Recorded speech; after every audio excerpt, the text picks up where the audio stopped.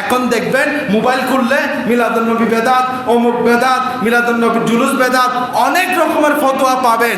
সবগুলোকে লাত্তি মেরে বলবেন আমার নবী এসেছে, এর চেয়ে বড় খুশি কি হতে পারে? সুবহানাল্লাহ। এই খুশিতে আমরা যেখানে আসমান জমিন গ্রহ তারা কুল কায়নাত খুশি হবে, আর আপনি খুশি হবেন না, এটা হতে পারে না। আপনারাও খুশি হয় না, ঘরে ঘরে এভাবে ঝান্ডা লাগান।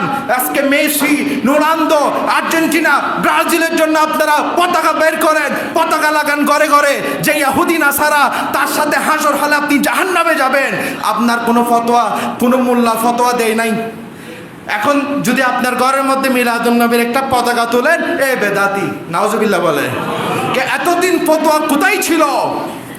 এই অমুক দল জিতেছে, মিছিল বের করে ফেলেছ, কোনো আল্লাহর বান্দা কাঠমোল্লা ফতোয়া দিছে? মিলাদুন নবী জুলুস বের কর, এই বেদাতিরা শুরু করছে ফতোয়া।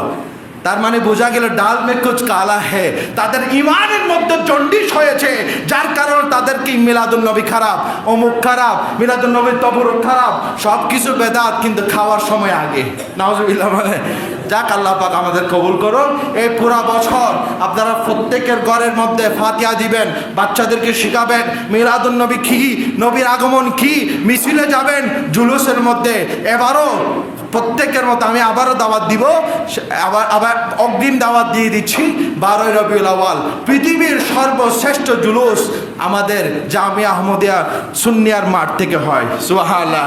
এবারও সদারত করবেন আলে রসুল পীরে মাঙ্গাল সাহেবের শাহ হুজুর কিবলা, এসে সদারত করবেন লক্ষ লক্ষ কোটি কোটি আশিকের রসুলদেরকে নিয়ে। ইয়া রাসূলুল্লাহ বললে আমার নবী আর রওজায়ে আতহারের মধ্যে থাকতে পারবে না? আসবেন অবশ্যই, এটা আমাদের বিশ্বাস। ওয়া আখিরু দাওয়ানা আলহামদুলিল্লাহি রাব্বিল আলামিন।